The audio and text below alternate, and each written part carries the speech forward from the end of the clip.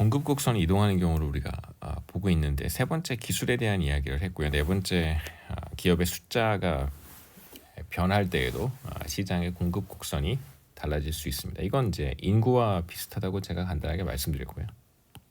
수요 곡선의 이동에서 인구와 비슷합니다. 그래서 시장에 진입한 기업들의 숫자가 많아진다면, 그렇다면 시장 공급량이 늘어나는 거고요. 숫자가 늘어난다면 공급량도 늘어나는 것이고, 반대로 시장에 진입한 기업들이 시장을 떠난다면 그럼 당연히 시장 공급량도 줄어들겠죠.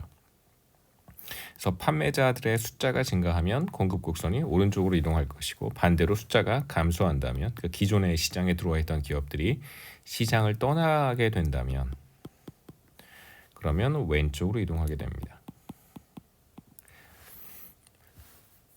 간단하게 한번 그림으로 그려볼 수 있을 텐데, 이렇게 한번 생각해 보죠.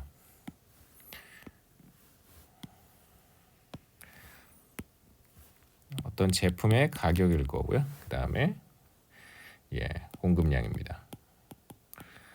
일반적으로 수량이라고 써도 괜찮겠죠. 공급 곡선은 우상향하는데, 만약에 시장에 더 많은 기업들이 들어와서 더 많이 생산해서 판매하거나 공급한다면, 그러면 이제 공급 곡선이 이렇게 이동할 거고요. 반대로 기업들이 시장을 떠난다면 기업의 증가겠죠. 숫자가 늘어날 때, 반대로 기업의 숫자가 줄어든다면 이렇게 공급 곡선이 왼쪽으로 이동할 거예요. 시장에 진입해 있던 기업이 시장을 떠나는 경우라고 생각할 수 있습니다. 그러니까 시장의 기업의 개수가 줄어드는 것이죠.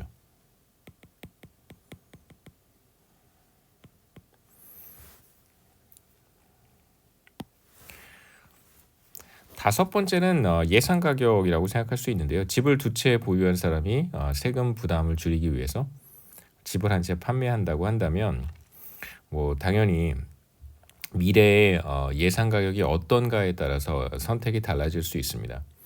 마찬가지로 우리가 지금 먹는 샘물에 대한 이야기를 하고 있으니까, 먹는 샘물의 가격이 앞으로 상승할 거라고 생각한다면 지금보다 그 현재 가격, 이제 미래 가격을 다른 거라고 생각해야 된다고 제가 강의 시간에 말씀을 드렸어요. 미래 가격이 상대적으로 더 높을 거라고 생각한다면, 그렇다면 현재에 적게 팔고 미래에 더 많이 팔려고 하겠죠. 지금 우리는 공급에 대한 이야기를 하고 있으니까. 그래서 현재 가격보다 미래 가격이 더 높을 거라고 예상이 된다면, 그렇다면 현재에는 상대적으로 적게 팔고요. 미래에 공급량을 늘리려고 하겠죠. 현재의 공급량을 미래로 보내려고 할 거예요. 그래서 조금 더 적절한 표현은 현재의 공급량을 미래로 보내는 것입니다. 같은 조건이라면, 그렇다면 현재에서 미래로 공급량을 보내는 것이 아무런 어려움이 없다고 한다면 현재의 공급량을 미래로 보내려고 할 거예요. 그러니까 현재에 적게 공급하고 미래에 상대적으로 많이 공급한다는 뜻입니다. 지금 우리의 관심은 뭐냐면 현재의 공급이거든요. 현재의 공급. 그래서 예상 가격이, 그러니까 미래의 가격이 높을 거라고 예상한다면, 그렇다면 현재의 공급량은 줄어들게 되어 있습니다. 그래서 가까운 미래에 가격이 상승할 것으로 예상된다면 대부분의 공급자들은 현재의 공급량을 줄이게 되겠죠. 우리의 관심사는 현재의 공급이라고 했습니다. 미래의 공급량은 늘어날 거고요. 그래서 가까운 미래에 가격이 상승할 거라고 예상한다면, 박스 안에 있는 이야기입니다. 현재의 공급 곡선은 왼쪽으로 이동합니다. 가까운 미래에 가격이 하락할 것이라고 예상한다면 현재의 공급 곡선은 오른쪽으로 이동하겠죠. 이것도 마찬가지로 그림으로 표현해 볼 수 있습니다.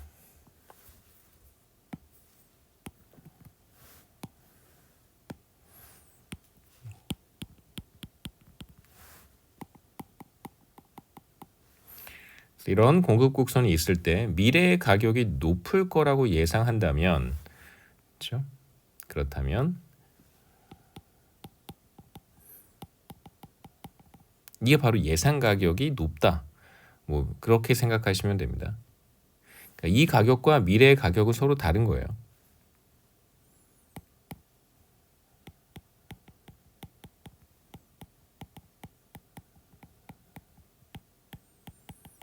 그렇다면 현재의 공급량을 미래로 보낸다고 했으니까 공급 곡선, 현재의 공급 곡선은 이걸 현재의 공급 곡선이라고 합시다.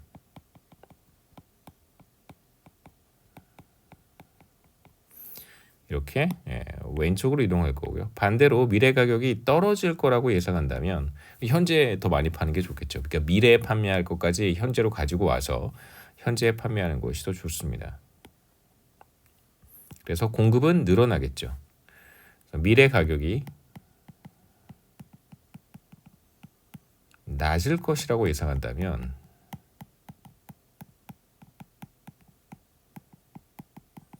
그러면 시장의 공급자들은 공급을 늘리려고 할 거예요.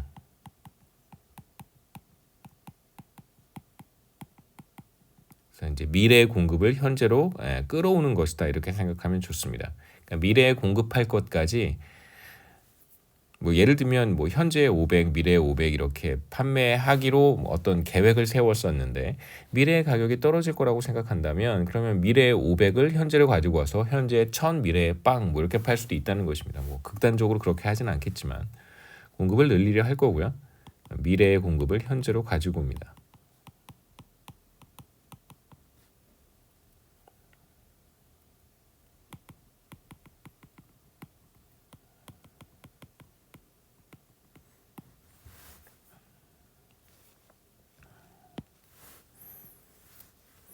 여섯 번째는 기후 변화와 자연 재해도 상당히 중요한 역할을 하는데요. 뭐 번호에서 알 수 있듯이 여섯 번째에 있으니까 그렇게 뭐 중요한 요인이라고 생각하기는 어렵습니다만 우리가 최근에 뭐 다양한 기상 변화, 그다음에 뭐 강우량의 증가, 뭐 이런 것들을 경험하면서 이게 뭐 이렇게 중요하지 않은 건 아니구나, 뭐 이런 생각을 했을 거라고 생각합니다.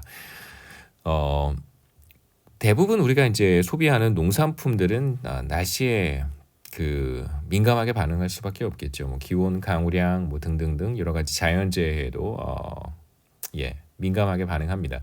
날씨가 좋다면 농작물 생산이 늘어나서 농산품 공급 곡선이 오른쪽으로 이동할 거고요. 반대로 날씨가 좋지 못하면 농작물 생산이 감소하기 때문에 공급 곡선이 왼쪽으로 이동합니다.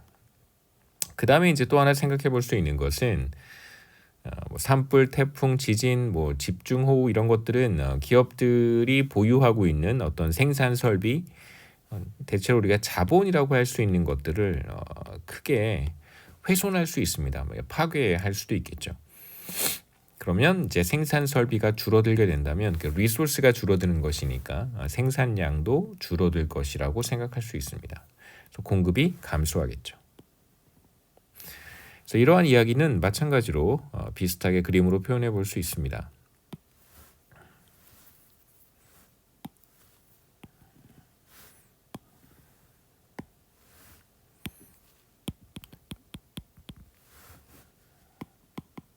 농산품의 경우를 생각해 보면 좋겠죠. 대체로 농산물 같은 경우에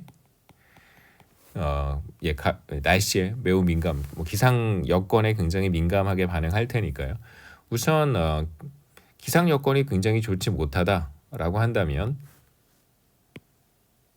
이렇게 농산물의 공급 곡선은 안쪽으로 이동할 거예요. 공급의 감소라고 이야기하고요. 바로 기상 여건이 좋지 못할 때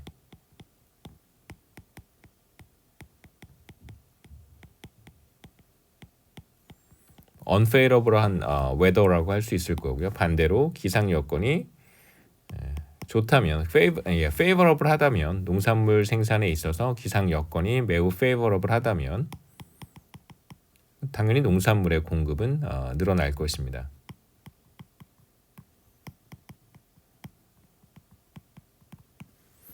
이렇게 한번 생각해 볼 수 있겠죠. 생산 설비가 파괴되는 것도 마찬가지입니다. 기상 여건이 좋지 못하거나 아니면 생산 설비가 일부 파괴된다면 우리가 작년에 그 포항 지역에 비가 많이 와서 포항, 울산 이쪽 지역에 이제 비가 많이 와서 포스코 시설 일부가 그 생산 설비 일부가 이제 침수가 됐던 적이 있습니다. 제가 나중에 이렇게 뉴스 같은 거를 이렇게 해서 슬라이드에 넣어놓으면 좋을 것 같은데요. 그래서 이제 꽤 오랜 시간 동안 그 완전 복구하는데 제가 기억하기에 한 달 넘게 걸렸고요. 그 침수가 돼가지고 그래서 뭐 부분적으로 그 공장 그 침수된 공장을 다시 이제 그 재가동하는데 꽤 오랜 시간이 걸린 것으로 알고 있습니다. 생산 설비 파괴겠죠. 그 다음에 이쪽은 뭐 날씨가 좋다 그래서 굳이 생산 설비가 더 좋아지는 것은 아니기 때문에 따로 쓰지는 않겠습니다. 이쪽에만 표시하면 되겠죠, 그렇죠? 네. 날씨가 좋다 그래서 생산 설비가 뭐 더 좋아지는 건 아니니까요. 그래서 지금까지 이야기들을 좀 정리를 해보면 우선 지금 여러분 보고 있는 이 슬라이드는 공급 곡선상에서의 이동이라고 이야기를 했습니다. 그러니까 movement along the curve가 되겠죠. supply curve가 됩니다. 상에서의 이동이죠. 왼쪽 그림은 점 A에서 점 B로의 이동인데 이건 가격이 하락할 때 공급량이 quantity supplied가 감소하는 것이고요. 공급이 감소하는 것은 공급 곡선이 왼쪽으로 이동하는 것이기 때문에 이 둘을 구분해서 잘 이야기할 수 있어야 합니다. 가격이 떨어지면 공급량이 Q1에서 Q2로 감소하겠죠. 그래서 가격이 P1에서 P2로 하락한다면 공급량은 Q1에서 Q2로 줄어들게 됩니다. 오른쪽 그림 마찬가지겠죠. 점 A에서 점 B로의 이동인데 공급 곡선 상에서의 이동이고 가격이 P1에서 P2로 상승한다면 공급량은 Q1에서 Q2로 늘어난다, 증가한다. 공급량입니다. Q1도 공급량, Q2도 공급량이죠. S가 바로 공급 곡선이에요. 혹은 공급이라고 해도 괜찮습니다. 그래서 가격이 변할 때에만 공급 곡선상에서의 이동이 나타나는데 이건 수요 곡선에서 우리가 봤던 것과 동일합니다. 그 다음에 이제 여러 가지 뭐 우리가 쭉 봤었는데요. 투입 요소의 가격이 떨어지거나 혹은 대체 상품의 가격이 떨어지거나 대체 시장에서 변화도 똑같이 얘기할 수 있고요. 기업의 개수가 늘어나거나 혹은 미래의 예상 가격이 떨어질 거라고 생각하거나 그 다음에 기술 발전이 일어나거나 날씨가 뭐 기상 여건이 좋다면 이럴 때 이제 공급 곡선이 오른쪽으로 이동합니다. 공급 곡선의 이동이 나타나겠죠.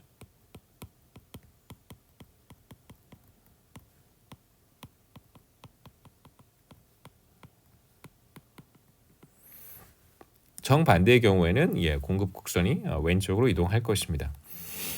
이렇게 해서 이제 우리가 공급의 변화까지 이야기를 했고요.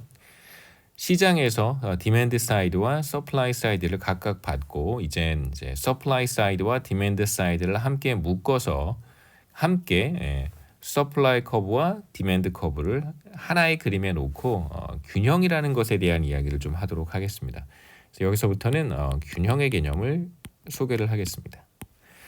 그래서 구매자들과 판매자들이 시장에서 당연히 만나겠죠. 구매자들은 상대적으로 낮은 가격을 지불하고 뭐 필요한 물건을 구입하려고 할 것이고요. 판매자들 혹은 공급자들은 제가 앞서 뭐 판매자나 공급자나 다 같은 의미로 사용을 하겠다라고 말씀을 드렸습니다. 공급자들은 시장에서 상대적으로 높은 가격을 받고 어떤 제품을 판매하려고 할 거예요. 그러니까 서로 이제 뭐 원하는 바가 다르다라고 생각할 수 있겠죠. 그래서 구매자들은 가능한 낮은 가격을 지불하려고 할 것이고요. 그리고 판매자들은 가능한 높은 가격을 받으려고 할 거예요. 사실 이런 상황이 지속이 된다면 마치 시장은 서로 어떤 욕구의 불일치가 발생하는 불안정한 상태를 보일 가능성이 높다 이렇게 얘기할 수도 있겠죠. 어떤 이해상충의 문제가 발생할 수 있습니다. 이해상충이라는 표현은 경제학에서 많이 쓰는 표현이긴 한데요. 현실에서도 종종 뭐 여러분 뭐 정치 뉴스 이런 거 보시면은 뭐 이해상충, 뭐 이해충돌 이런 표현들을 한번 들어보실 수 있을 거라 생각합니다. Conflict of Interest라고 하고요. 서로 원하는 것이 다르다면 당연히 이해상충의 문제가 발생할 수 있습니다.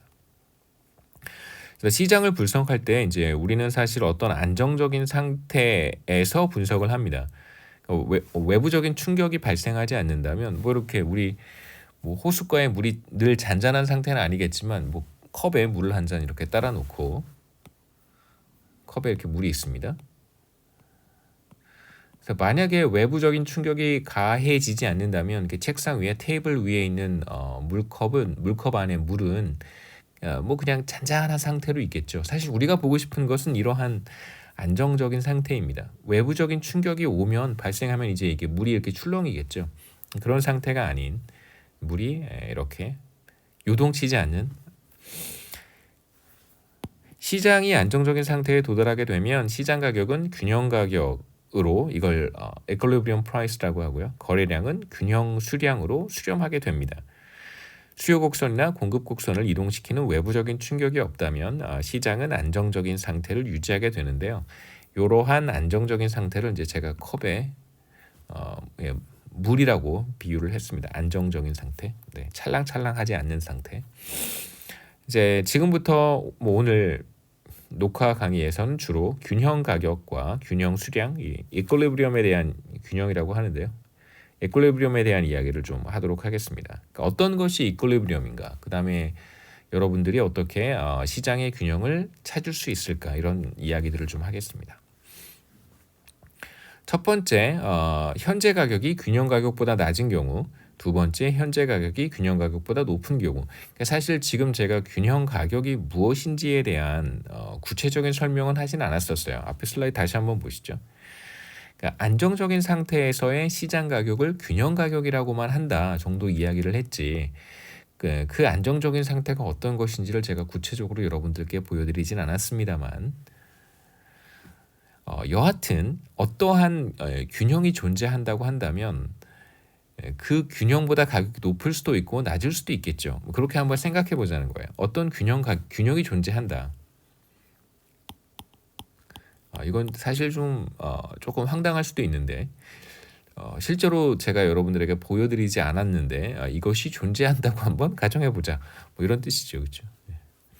어떤 균형이 존재한다고 한번 해보자.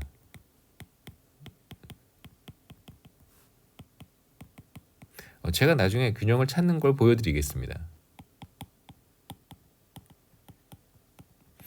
이게 사실 이러한 그 황당한 가정이 가능한 이유는 균형이 존재한다는 사실을 저는 알고 있거든요. 여러분은 모를 수 있겠지만, 마치 뭐 신이 존재한다고 한번 해보자라고 했을 때는 마치 제가 신이 존재한다는 걸 알고 있는 것처럼 이야기하는 것과 마찬가지입니다.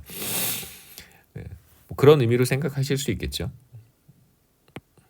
물론 뭐 신이 존재하는지 존재하지 않는지에 대한 증명은 할 수 없는 문제이긴 하지만, 첫 번째, 현재 가격이 균형 가격보다 낮은 경우요. 어떤 안정적인 상태보다 가격이 더 낮다면 어떤 일이 벌어질 것인가를 우리가 한번 생각해 보자는 것입니다. 두 번째는 그 반대의 경우예요. 현재 가격은 1달러고요. 균형 가격은 3달러라고 한번 해보죠. 그 다음에 두 번째로 정반대라고 생각해 보시면 돼요. 현재 가격은 5달러고 균형 가격은 3달러예요. 그러니까 균형이 3달러라는 것이죠. 참고로 균형이라고 한다면 가격과 거래량을 같이 그러니까 하나의 이제 페어죠. 짝으로 우리가 이야기를 해야 되긴 합니다만 뭐 괜찮습니다. 균형 가격이라고 했으니까요. 첫 번째, 현재 가격이 균형 가격 3달러보다 낮은 경우를 생각해 보겠습니다. 여러분 먼저 이 표를 보시면 이 표에는 가격과 수요량, 그 다음에 공급량, 그러니까 일종의 수요 스케줄과 공급 스케줄을 제가 같이 표시했습니다. 이 부분만 보시면 이게 바로 수요 스케줄과 같고요. 그 다음에 얘를 지우고 이렇게 보시면 이건 공급 스케줄과 같겠죠. 공급 스케줄과 수요 스케줄을 어떻게 표시했냐면, 가격에 대해서 우리가 각각의 수요량과 각각의 공급량을, 시장 공급량, 시장 수요량을 알고 있으니까 그걸 이제 하나의 표에 정리한 것입니다. 여기 이 세 개의 컬럼은 가격, 수요량, 공급량을 수요 스케줄과 공급 스케줄을 가격에 대해서 이렇게 나란히 표현한 것입니다. 수요와 공급 스케줄이죠. 그래서 우리가 이렇게 수요 스케줄, 공급 스케줄을 알고 있으니까 당연히 어렵지 않게 수요 곡선도 그림으로 표현해 볼 수 있을 것이고, 하나의 그림의 수요 곡선과 공급 곡선을 같이 표현할 수 있을 거예요. 우선 가격이 1달러라고 했습니다. 1달러만 한번 보시죠. 어떤 일이 벌어지는지. 가격이 1달러에서 수요량은 75,000이고요. 이게 수요량이죠. 공급량은 25,000입니다. 그러니까 가격이 매우 낮다고 생각할 수 있잖아요. 그러니까 상대적으로 낮다고 생각할 수 있습니다. 그러니까 사람들은 더 많은 먹는 샘물을 구입하려고 할 것이고 기업들은 가격이 너무 낮으니까 비교적 적은 양을 시장에 공급하려고 할 거예요. 그래서 이 경우에 75,000이 25,000보다 훨씬 더 큽니다. 그래서 수요량이 공급량보다 많은 상태, 지금 1달러에서는 그러한 상태가 나타나고 있는데 그러한 상태를 우리가 초과 수요라고 합니다.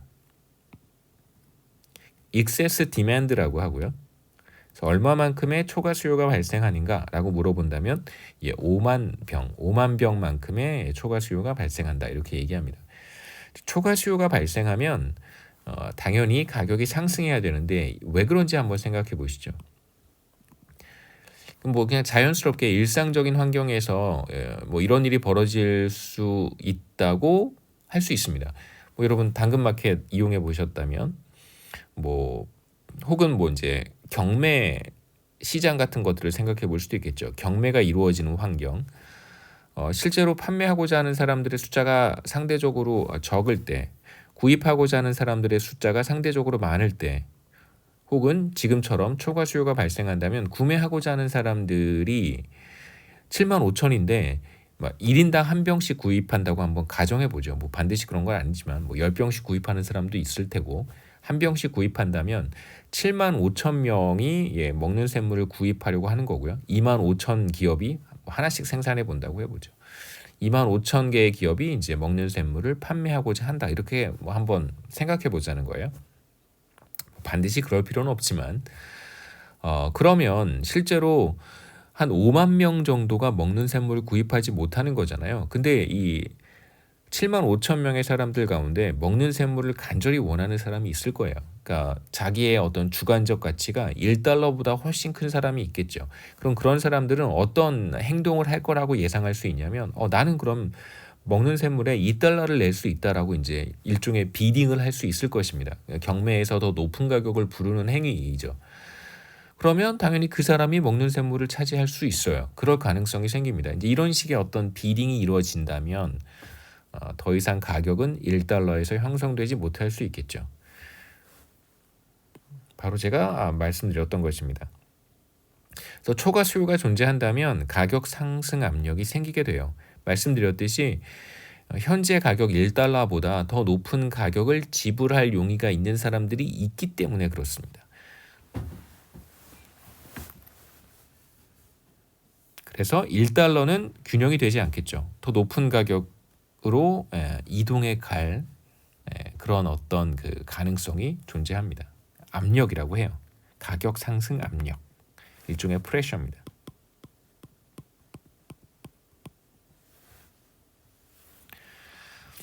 초과 수요라고 하는 것은 excess demand고요. 어떤 가격에서 수요량이 공급량보다 많을 때 수요량과 공급량의 차이입니다. 그러니까 더 큰 거에서 작은 거 빼는 거예요. 그러니까 초과 수요가 수요량이 공급량보다 많은 거니까 수요량 마이너스 공급량이라고 생각하시면 됩니다.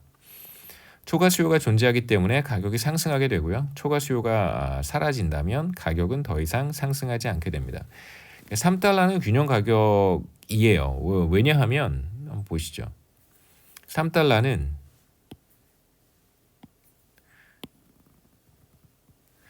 수요량이 5만이고 공급량이 5만입니다. 그래서 또 여기 3달러에서는 초과 수요가 나타나지 않죠. 초과 수요가 없다는 얘기는 더 이상 가격이 상승할 여지가 없다는 것입니다.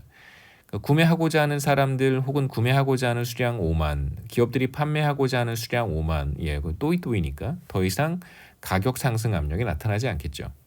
가격이 변하지 않습니다. 그러니까 이러한 상태로 우리가 균형이라고 부릅니다. 물론 균형이 무엇이냐라고 하면 다양한 개념들이 존재해서 뭐 그렇게 많은 건 아니지만 몇 가지 개념이 존재해서 좀 어려운 균형의 개념들도 있어요. 이제 하지만 경제학 원론 수준에서는 이 수준을 무시하는 건 아니고요. 경제학 원론에서는 이 정도의 균형의 개념만 먼저 소개를 하고요. 나중에 조금씩 다른 균형의 개념을 제가 여러분들께 소개를 하겠습니다.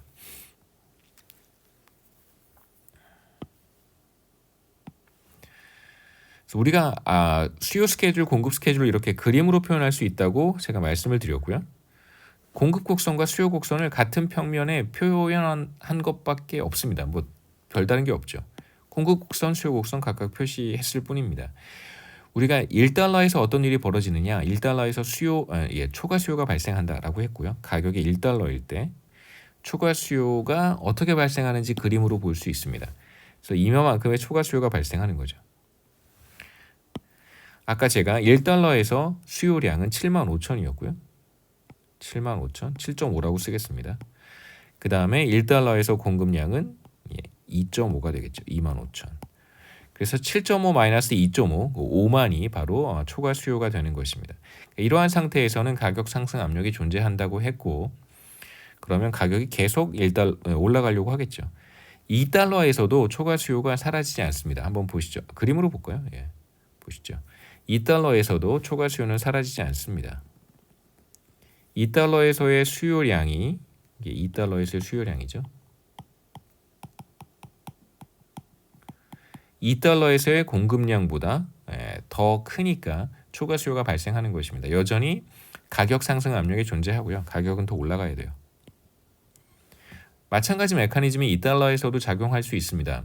어떤 메커니즘이냐면 2달러에서 먹는 샘물을 구매하고자 하는 사람들이 판매하고자 하는 사람들보다 더 많기 때문에 1인당 한 병씩 구입한다면, 그러면 주관적 가치가 매우 높은 사람들이 있을 거예요. 그 사람들이 반드시 더 높은 가격을 지불하려고 할 것입니다. 그래서 기업들에게 내가 이거 3달러에 지불할 때 2.5달러 낼 테니까, 혹은 2달러 10센트를 낼 테니까 나에게 판매하시오. 이러한 거래가 실제로 시장에서 나타날 수 있다는 것입니다. 그래서 가격이 상승하면 우리가 어떤 상황을 볼 수 있냐면 초과 수요가 점점 줄어들죠. 가격이 1달러일 때 초과 수요는 이만큼이었는데 가격이 2달러가 되면 초과 수요가 점점 줄어들게 돼요. 그래서 이건 왜 그런 걸까요? 단순합니다. 가격이 상승했으니까 소비자들은 전보다 적은 양을 구매하려고 하기 때문에, 다시 말해서 1달러에서 2달러로의 변화만 한번 생각해 보시죠. 이렇게 가격이 상승했어요.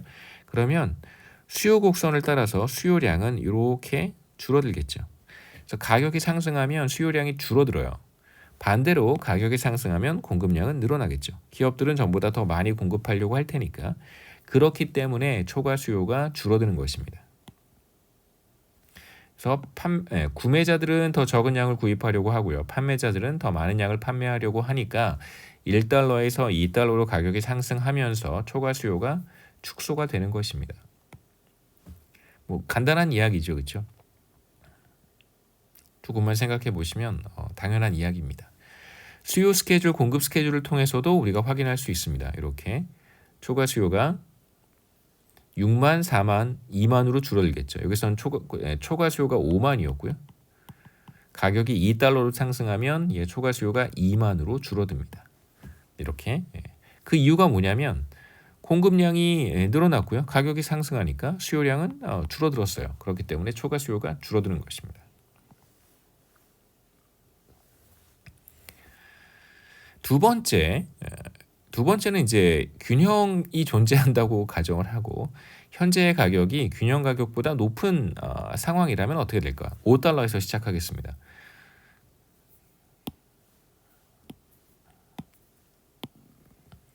현재 가격이 5달러예요. 5달러에서는 사람들이 가격이 상대적으로 높으니까 적은 양을 구입하려고 하겠죠. 그래서 수요량은 32,000입니다. 반면에 가격이 상대적으로 높으니까 공급자들은 더 많은 양을 공급하려고 할 거예요. 그래서 상대적으로 7만 병을 공급하려고 하겠죠. 그래서 이 경우에는 공급량이 수요량보다 더 큽니다. 7만 32,000. 그렇다면 만약에 이러한 식의 거래가 안정적인 상태에서 이루어질 수는 없겠지만, 만약에 거래가 이루어진다면 팔리지 않고 남는 먹는 샘물이 있겠죠. 그래서 이걸 초과 공급이라고 합니다. excess supply라고 해요. 이러한 상태, 초과 공급 상태는 지속이 될 수가 없는데, 아까 제가 말씀드렸던 것처럼 초과 수요 상태에서는 소비자들이, 그러니까 구매자들이 더 높은 가격을 지불할 용의가 있는 구매자들이 가격을 실제로 비딩할 수 있기 때문에 가격이 상승한다고 이야기를 했고요. 이건 정반대로 가격이 상대적으로 높아서 팔리지 않고 남는 게 사실 있는 거잖아요. 초과 공급 상태입니다. 그러면 정반대로 기업들이 가격을 디스카운트 하려고 하는 어떤 그런 경제학에서는 인센티브라고 하는 표현을 쓰는데요. 그러한 행동을 하려고 할 거예요. 그러니까 뭔가를 하려고 하는 거, 그걸 이제 우리가 인센티브라고 하죠. 유인이라고 번역하는데 혹시 유인이라고 하면 좀 빨리 와닿지 않아서 그런 인센티브가 있습니다. 참고로 기업에서 인센티브라고 하면 이제 상여금, 보너스를 의미하기도 하는데요. 뭐 그거 이제 기업에서 쓰는 용어고, 인센티브는 인센티브 페이라고 하는 단어에서 온 거고요. 일단 그냥 일반적으로 우리가 인센티브라고 한다면 이거는 뭔가를 하려고 하는, 그러니까 그쪽으로 가면 나한테 더 좋을 것 같아서 그쪽으로 가려고 하는 어떤 욕구, 이런 걸 인센티브라고 합니다. 그걸 하면 나한테 좋으니까 그걸 하려고 하는 어떤 동기, 모티베이션, 이런 게 이제 인센티브죠. 그래서 기업들은 어떤 인센티브가 있냐면 가격을 디스카운트 해주려고 하는 인센티브가 있어요. 그러니까 너도 나도 이제 가격을 인하하려고 하는 경쟁이 발생할 수 있겠죠. 그래서 $5에서 가격이 떨어지는 그런 압력이 발생합니다. 가격 하락 압력이 발생하게 되는 것입니다. 가격 하락 압력은 왜 발생하냐면 말씀드렸듯이 기업들이 가격을 인하해 주려고 하는 인센티브가 있기 때문에 그런 거예요. 그렇죠? 판매자들 중에 더 낮은 가격을 받고도 팔 의향이 있는 기업들이 있습니다. 그래서 그걸 실제로 실행하게 된다면 가격이 하락하겠죠. 그래서 가격이 예를 들어서 $4로 하락했다고 한번 해보죠.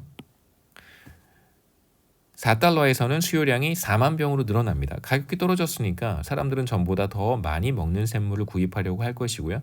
가격이 실제로 떨어졌으니까 기업들은 전보다 더 적은 양을 공급하려고 하겠죠. 그래서 수요량은 4만, 공급량은 6만에서 초과 수요가 축소가 됩니다. 죄송합니다. 초과 공급이 축소가 됩니다. 초과 공급이라고 하는 건 excess supply라고 한다고 했고요. 어떤 가격에서 공급량이 수요량보다 많을 때 여기선 더 많은 게 공급량이잖아요. 그래서 더 많은 거에서 적은 걸 뺍니다. 그래서 공급량 마이너스 수요량이 바로 초과 공급이에요. 그 초과 수요는 수요량이 공급량보다 많으니까 수요량 마이너스 공급량을 하는 거고요. 초과 공급은 공급량이 더 많으니까, 그러니까 초과 공급이 얼마만큼이냐라고 하면 공급량이 더 많으니까 공급량 빼기 수요량이라고 얘기하시면 됩니다.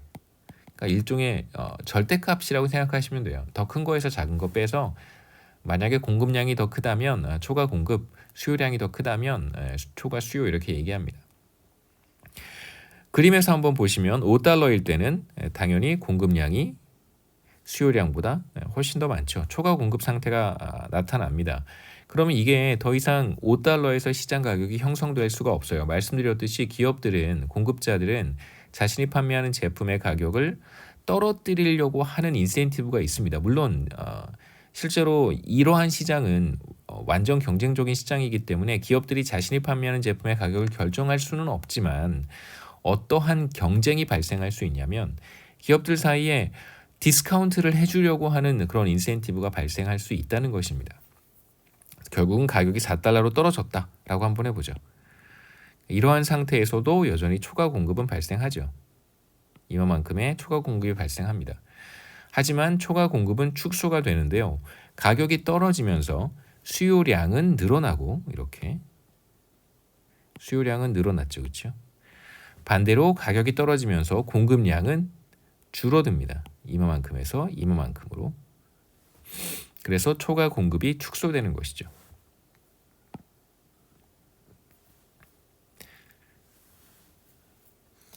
이러한 상황이 지속이 된다면 가격이 $1에서 출발해서 가격 상승, 초과 수요 때문에 가격 상승 압력이 발생할 수 있고요. 반대로 $5에서 시작하면 초과 공급이 발생해서 가격 하락 압력이 발생할 것입니다. 결과적으로 어떠한 점으로 수렴할 거라고 생각해 볼 수 있을 텐데 그 수렴하는 점이 바로 균형이라는 것입니다. 그림에서 다시 한번 보시죠. 가격 상승 압력이든 가격 하락 압력이든 쭉 보시면 결국은 어느 점으로 수렴하게 되냐면 점 2로 수렴하겠죠. 점 2에 도달하게 되면 초과 수요도 없고 초과 공급도 없습니다. 그 수요량과 공급량이 일치하게 되겠죠. 이런 식으로 가격이 계속해서 하락해서 결국은 3달러에 도달하게 되고 3달러에서는 초과 수요도 초과 공급도 존재하지 않기 때문에 안정적인 상태를 유지할 수 있습니다. 바로 이 안정적인 상태를 우리가 에퀄리브리엄 균형이라고 부릅니다. 경쟁시장에서 균형을 찾기 위해서는 가로축에는 수량, 세로축에는 가격을 표시를 하고요. 시키는 대로 한번 해보죠. 제가 쓰긴 했지만 가로축에는 수량, 세로축에는 가격을 표시하고요. 수요 곡선과 공급 곡선을 그립니다. 수요 곡선은 붉은색으로 표시하겠습니다. 공급 곡선은 파란색. 그 다음에 두 곡선이 만나는 점 크로싱 포인트가 바로 이거겠죠. 크로싱 포인트 찍었어요. 두 곡선이 만나는 점에서 세로축의 값이 얘죠. 얘가 바로 균형 가격이고요. 그 다음에 얘가 바로 가로축의 값, 바로 균형 수량입니다. 이렇게 해서 균형을 찾을 수 있겠죠. 그래서 이러한 상태가 균형입니다. 과연 이러한 상태가 영원히 지속될까? 그렇지는 않습니다. 외부적인 충격이 발생한다면 그렇지 않겠죠. 근데 외부적인 충격이 발생하지 않는다면 안정적인 상태가 지속이 되겠죠. 이거에 대한 답은 외부 충격이겠죠. 그렇죠? 외부 충격이 있느냐 없느냐. 충격이 없으면 지속되는 거고요. 외부의 충격이 발생한다면 그러면 가격이 달라지겠죠.